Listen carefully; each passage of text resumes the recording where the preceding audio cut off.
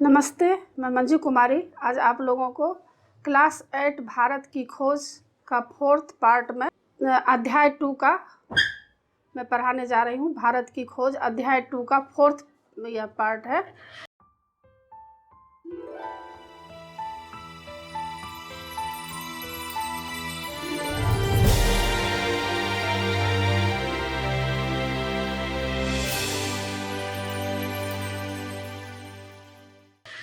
तो इसमें जवाहरलाल नेहरू जी क्या कहना चाहते हैं? तो जवाहरलाल नेहरू जी कहना चाहते हैं कि पुस्तकों, प्राचीन स्मारकों और विगत सांस्कृतिक उपलब्धियों ने मुझे एक हद तक भारत की समझ तो पैदा की, लेकिन मुझे उससे संतोष नहीं हुआ। यहाँ पर नेहरू जी कहना चाह रहे हैं कि पुस्तकों, प्राचीन स्मारकों और विगत सांस्कृतिक उपलब्धियों ने मुझ में एक हद तक भारत की समझ तो पैदा की, लेकिन मुझे उससे संतोष नहीं हुआ।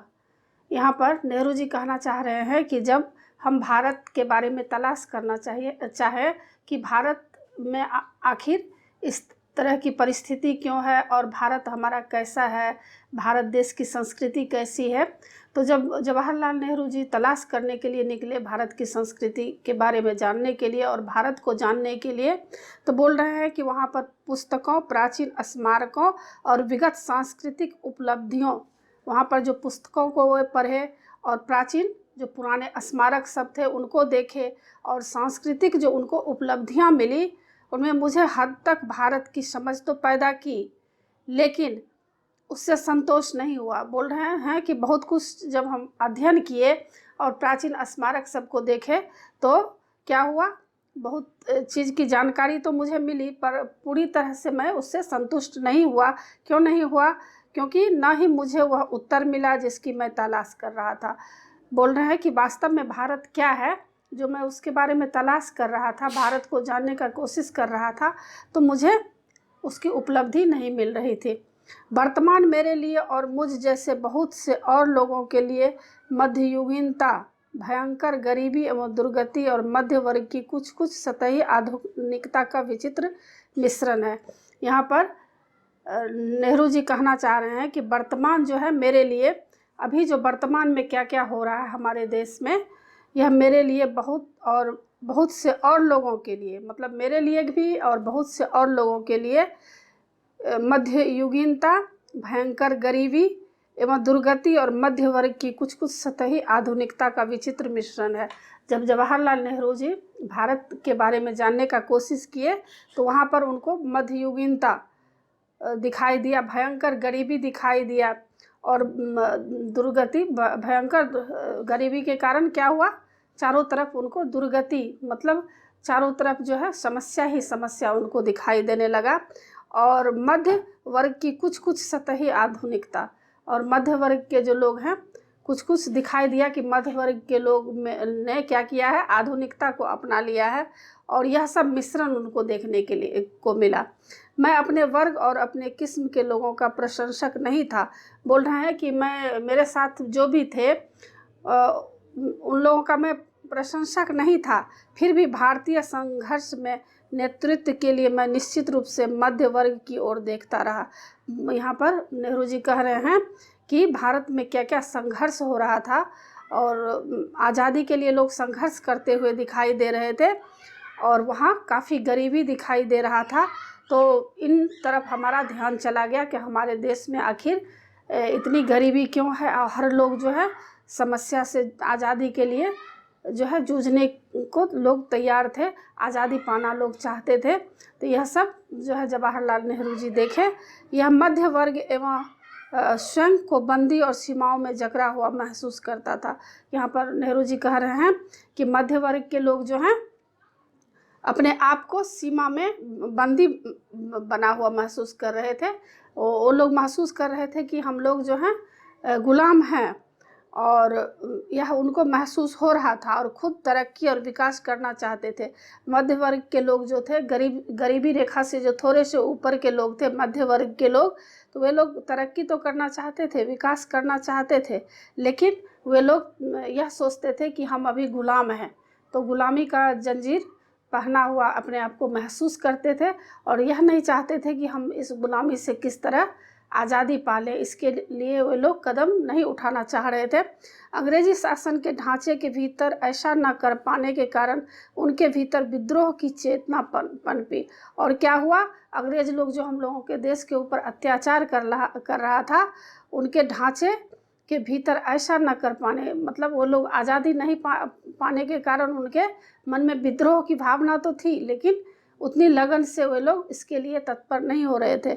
लेकिन यह चेतना उस ढांचे के खिलाफ नहीं जाती थी जिसने हमें रौंद दिया था। मतलब वे लोग जो है उसी ढांचे में रहना चाहते थे, उस ढांचे से आगे नहीं निकल पाना चाहते थे। और इस तरह के मन में जो है एक तरह का जो ऐसा आक्रोश होना चाहिए दिखाई नहीं देता था। ये उस ढांचे को बनाए रखना चाहते थे। मध्य वर्ग के लोग जो थे, जो बीच वाले लोग थे, वो लोग चाहते थे कि हम लोग जो है इसी ढांचे में जो अंग्रेज़ नियम बनाए हैं, कानून कायदे हैं, उसी ढांचे में रहें और अंग्रेज़ को हटाकर उसका संचालन करना चाहते थे। बस वे लोग सिर्फ इतना चाहते थे कि केवल संचालन हो, मतलब अंग्रेज़ हट जाए और हम लोग जो है आज़ाद हो जाए, और उसी ढांचे में रहना चाहते थे।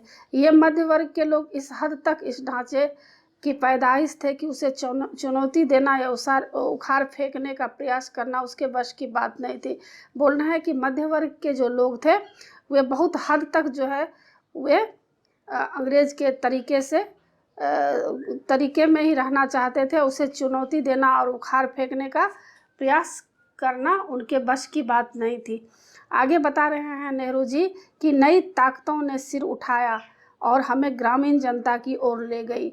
और क्या हुआ, जो है समाज के भीतर, लोगों के भीतर नई सोच जागृत हुई। और नई सोच होने के कारण क्या हुआ, हमारे गांव की जो जनता है उनकी क्या परिस्थिति है उसके ओर जो है देखने को जो है दृष्टि मिली।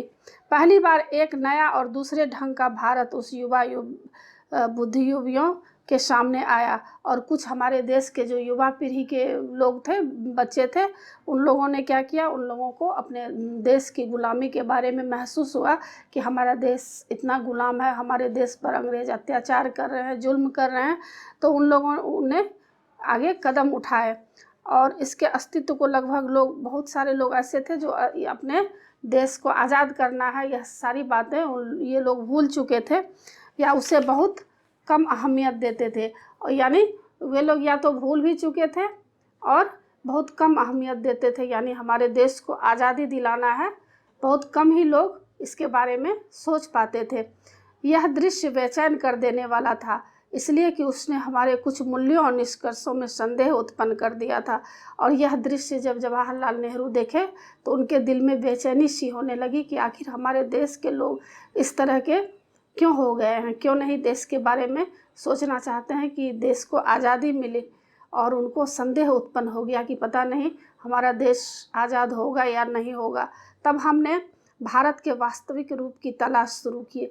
और तब क्या किए जवाहरलाल नेहरू जी, भारत के बारे में, तो भारत की वास्तविकता क्या है, हमारा देश, भारत की गरिमा क्या है, भारत की संस्कृति क्या है और भारत कितना महान है, इसके बारे में जो है उन्होंने सोचना शुरू किया। और हमारे भीतर इसकी समझ और द्वंद्व दोनों ही पैदा हो गई। और धीरे धीरे क्या हुआ, जब भारत के बारे में सोचने लगे तो उनको जो द्वंद्व था मन में, जो विचार आ रहे थे, कुछ निराशा की और कुछ आशा के जो विचार थे, वे दोनों उनके हृदय में आते जाते रहते थे।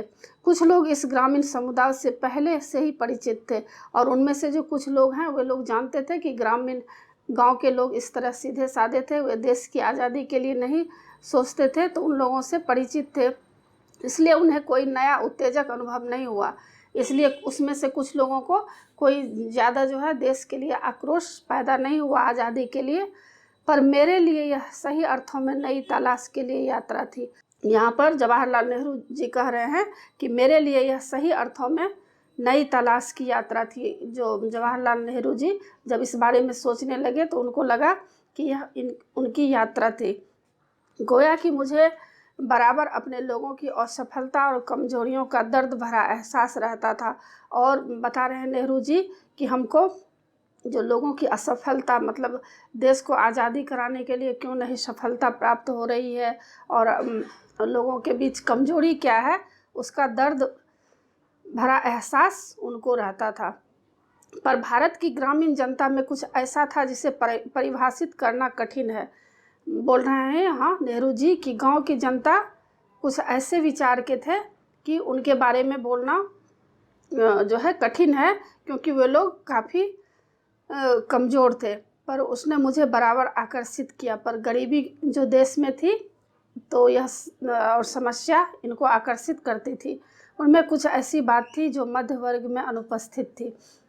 वो बोल रहे हैं कि कुछ गरीब हमारे देश के ऐसे थे, नेहरू जी बोल रहे हैं कि कुछ जो हमारे देश के जो गरीब विचार के जो भी जनता थे, तो उनको देश की आज़ादी के लिए जो छटपटाहट थी, बेचैनी थी, उन्हें काफ़ी परेशानियां हो रही थी। पर क्या है, मध्य वर्ग के लोग जो थे उनमें ऐसी बेचैनी और छटपटाहट देखने को नहीं मिल रही थी। मैं आम जनता की अवधारणा को काल्पनिक नहीं बनाना चाहता। यहाँ पर बोल रहे हैं नेहरू जी कि मैं आम जनता की अवधारणा को काल्पनिक नहीं बनाना चाहता। मेरे लिए भारत के लोगों का अपनी सारी विविधता के साथ वास्तविक अस्तित्व है। यहाँ पर नेहरू जी कह रहे हैं कि हमारा देश जो है विविधता में एकता का देश कहा गया है। हमारे देश में अनेक तरह के जाति संप्रदाय के लोग रहते हैं, लेकिन फिर भी सारे लोग एक होते रहते हैं, सारे लोग एक हैं और मिलजुल कर रहते हैं। इसके लिए जो है यही हमारे देश की विशेषता है। तो यह इनको आकृष्ट कर रहा था।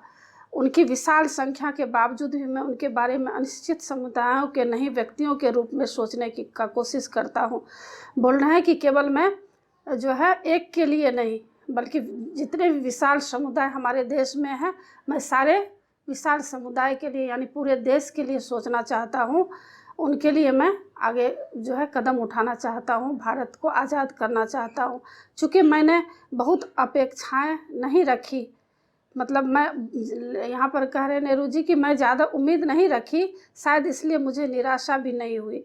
और वे ज़्यादा उम्मीद भी नहीं करते थे कि मतलब गांव के जो है देश के लोग आगे बढ़ें, क्योंकि वो लोग बहुत ऐसे लोग थे जो आगे कदम नहीं उठाना चाहते थे। तो इसलिए ये जो है उम्मीद भी नहीं करते थे, इसलिए उनको निराशा नहीं होती थी।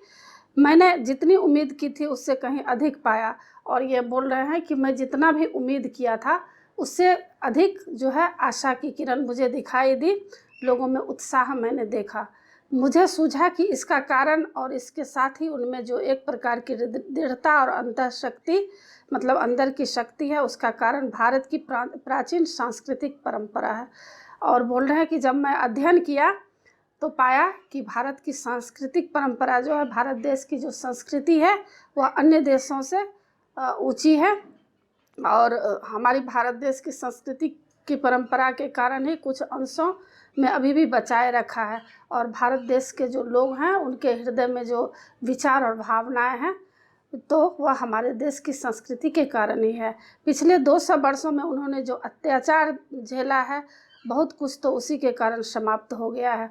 और हमारा देश जो है 200 वर्षों से गुलाम था। हम लोग जानते हैं कि हमारा देश 200 वर्षों से गुलाम था और दूसरे देश के लोग हमारे देश पर शासन कर रहे थे। इसके कारण भी क्या हुआ, हमारे देश के लोगों की जो मानसिकता है धीरे धीरे गिरती गई। फिर भी कुछ तो ऐसा बच रहा है जो सार्थक है, और उसके साथ बहुत कुछ ऐसा है जो निरर्थक और अनिष्टकर है। इसमें पंडित नेहरू जी बताना चाहते हैं कि हमारे देश में विविधता में एकता का हमारा देश है और हमारे देश की संस्कृति बहुत ही ऊंची है। और यही ऊंची है, इसके कारण ही जो है हमारे देश का विचार और भावनाएं जो है इतने सुदृढ़ हैं। और जो है और देशों में ऐसे विचार और ऐसी भावनाएं देखने को नहीं मिलती हैं। तो इसी के साथ यह पाठ समाप्त होता है। आगे दूसरे पार्ट 5 के साथ मैं मिलूँगी। धन्यवाद।